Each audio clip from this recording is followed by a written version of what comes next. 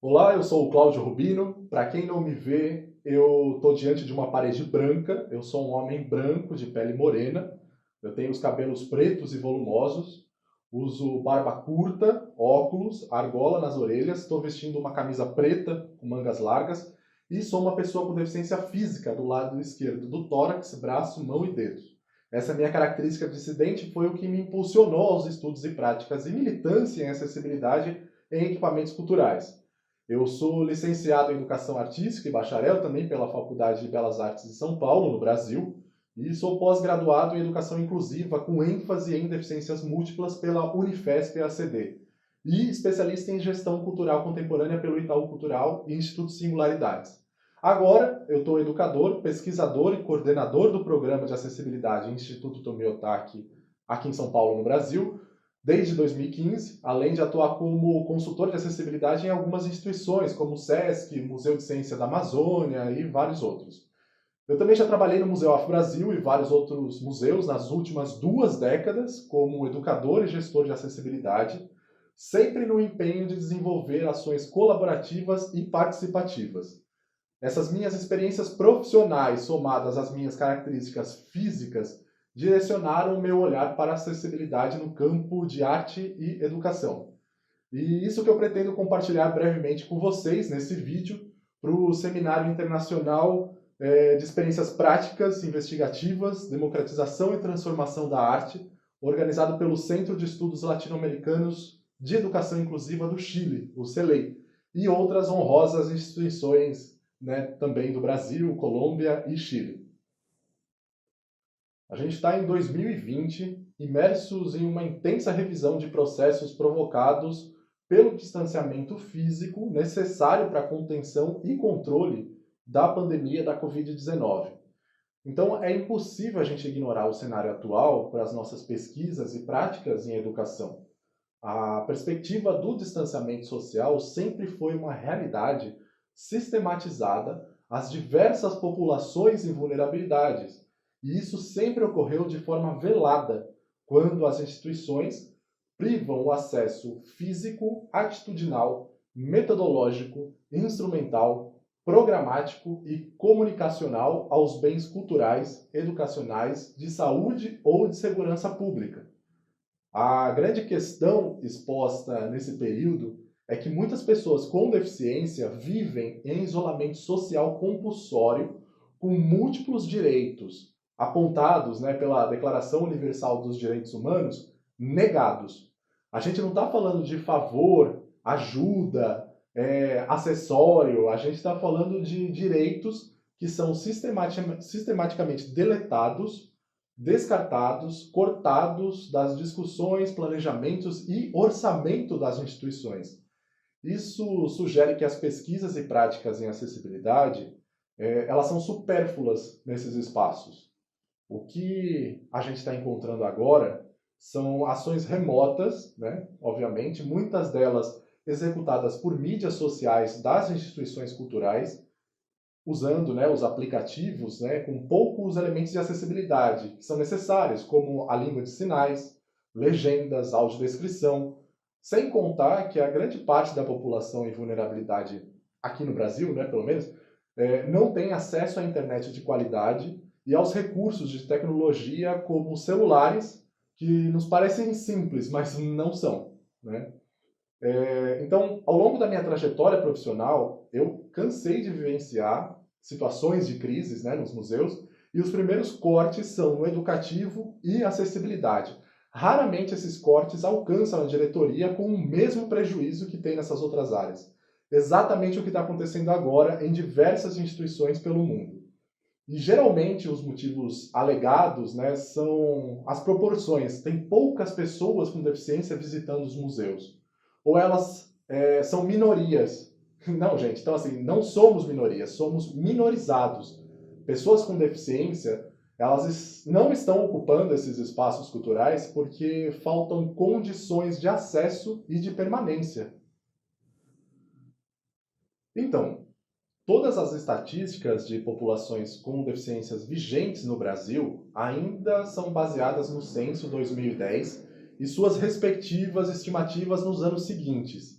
E, segundo o resultado de 2010, cerca de 24% da população do Brasil tem algum tipo de deficiência.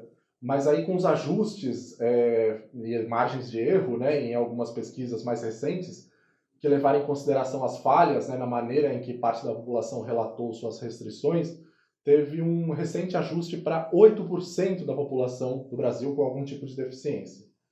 Outra pesquisa relevante para entender a proporcionalidade, né, das pessoas com deficiências em relação às demais populações foi a realizada pela Organização Mundial da Saúde, o World Report on Disability, que foi em 2011, segundo o qual a população com algum tipo de deficiência no mundo equivale a 15% da população mundial.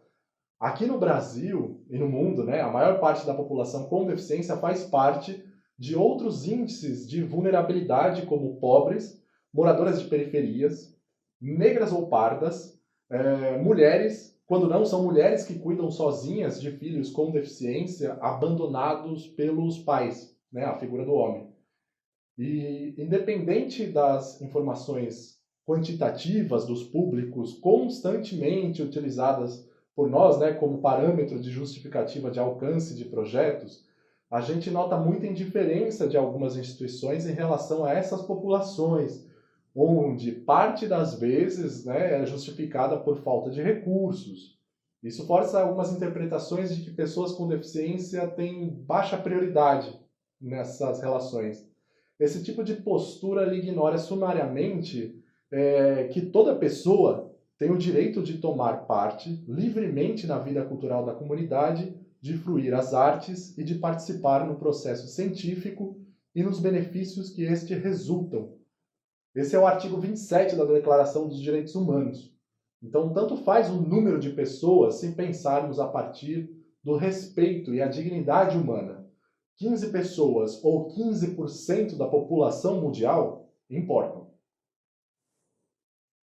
Além da Declaração dos Direitos Humanos, a gente tem como base, nos museus, né, de pesquisas de museus e espaços culturais, diversas pesquisas e documentos, como a Lei Brasileira de Inclusão, aqui no Brasil, a Convenção sobre os Direitos das Pessoas com Deficiência, de 2007, a Mesa Redonda de Santiago, né, do Chile, a Declaração de Quebec, a Declaração de Caracas e outras várias bases indispensáveis, né, apontando o necessário para fortalecer as políticas culturais, tendo em vista desdobramentos nas metodologias transversais em educação, artes, arquitetura, museologia e assim vai.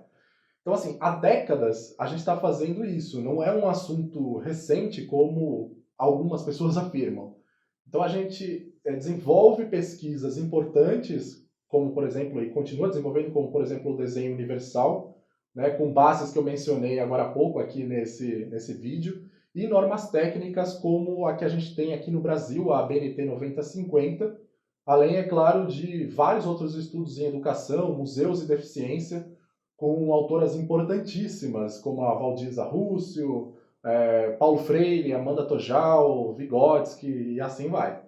Então, a gente encontra aí muitas dicotomias também do que a gente chama de modelo médico e modelo social da deficiência, com esse afastamento da visão médica, né, limitante em processos de educação e cultura, mas extremamente importantes para a garantia dos direitos e reparos sociais que vão de cartões de transporte, tratamentos, distribuição de renda e outros recursos que não são benefícios, e sim medidas de assistência imprescindíveis diante das condições das sociedades atuais. Então, eu não entendo o modelo médico como um problema, desde que ele não seja referência nas pautas culturais.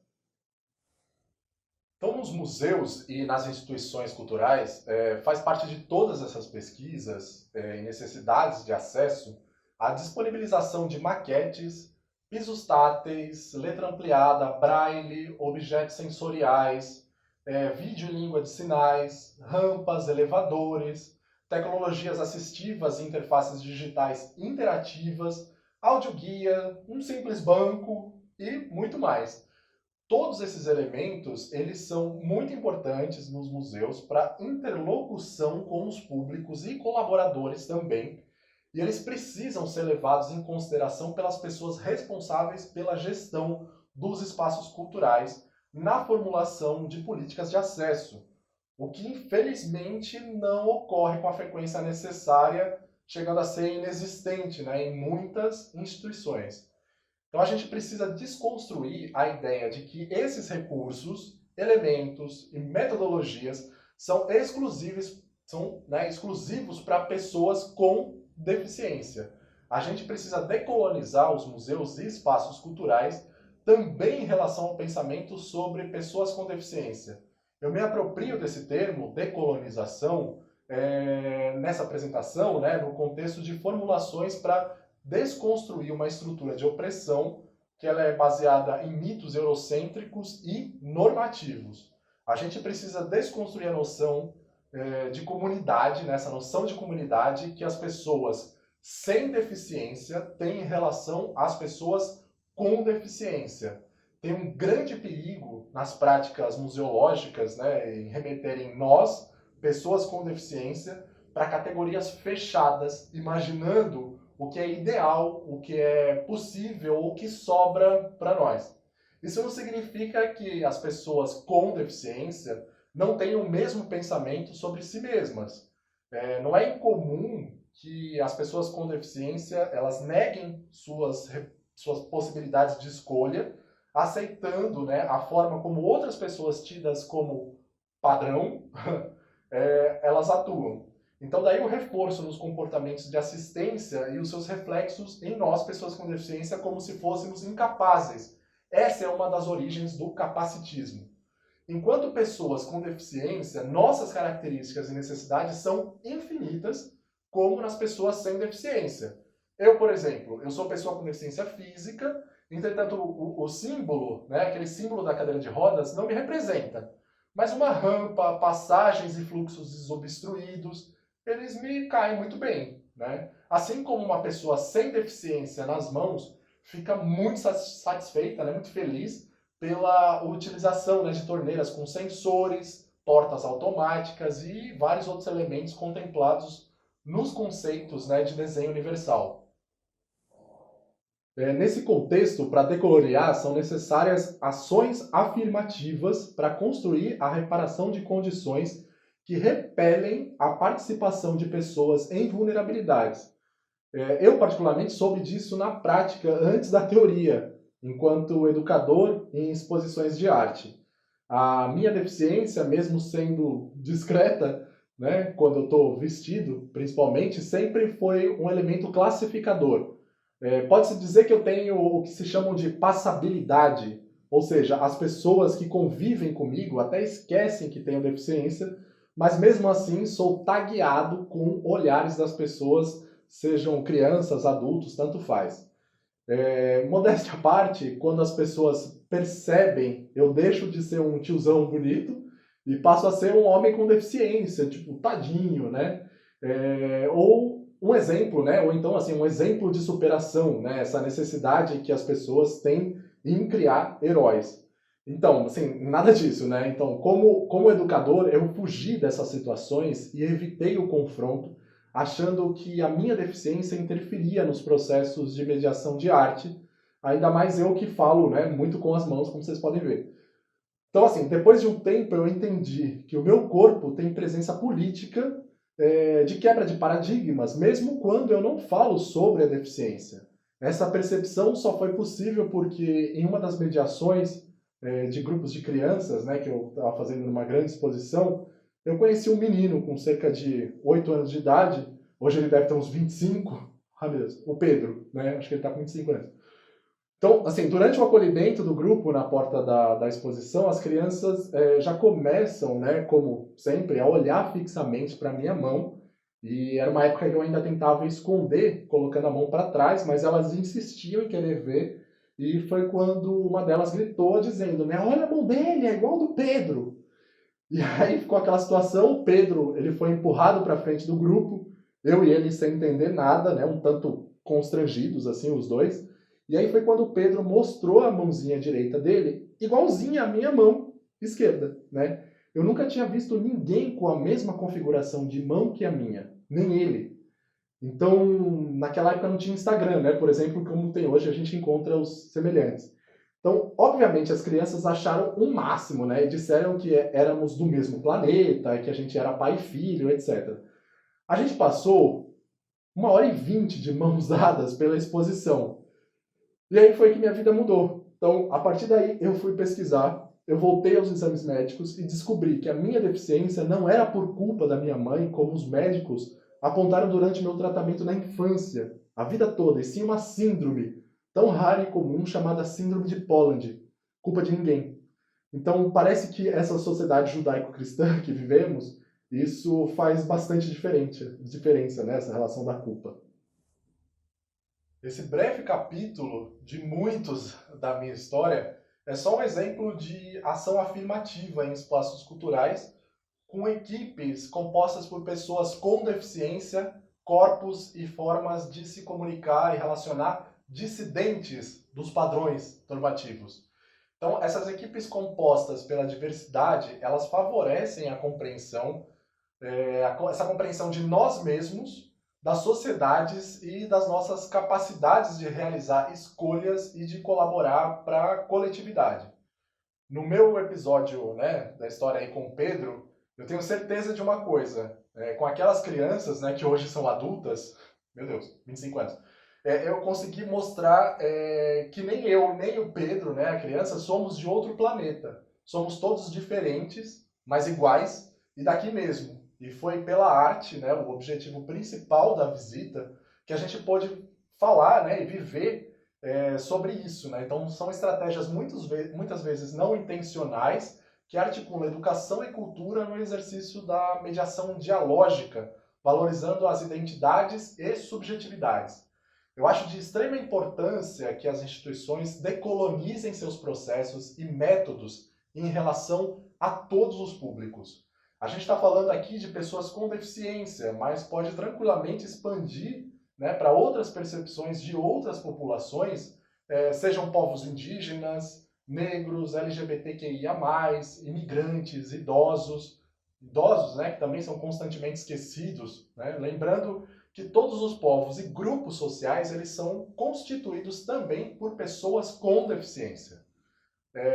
Para esse processo de decolonização, a gente não pode insistir no pensamento de incorporar ou incluir, como apontado, né, assim, num manifesto que eu gosto muito, chamado Anti-Inclusão, da artista Stella Lapone, né, que sugere que inclusão propõe hierarquia de capacidades, pressupõe passividade e é unilateral, entre várias outras coisas.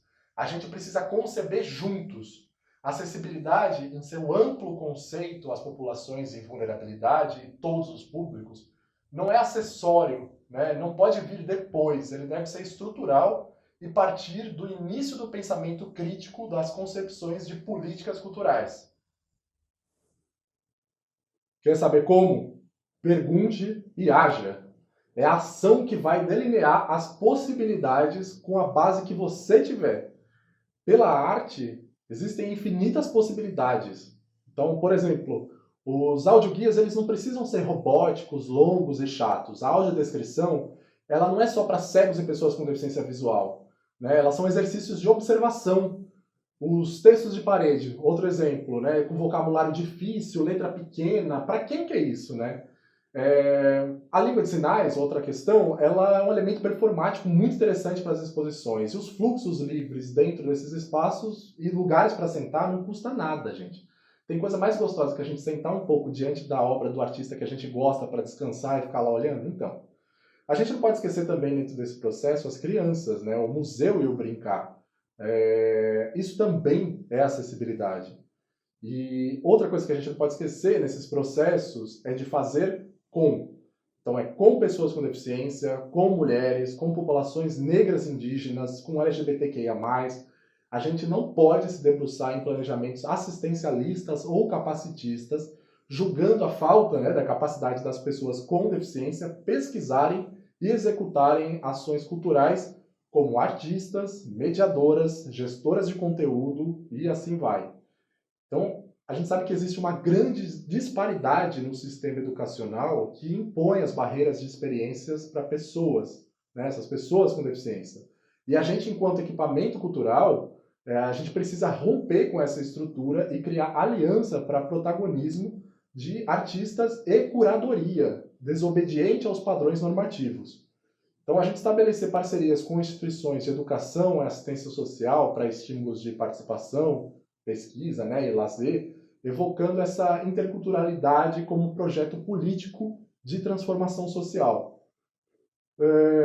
Onde estão, né, as pessoas com deficiência? No seu trabalho, nas suas relações afetivas, na sua memória, nas mídias e consumos, onde nós, pessoas com deficiência, estamos. Se não estamos sabendo o que já sabemos, por que não estamos? Tchau.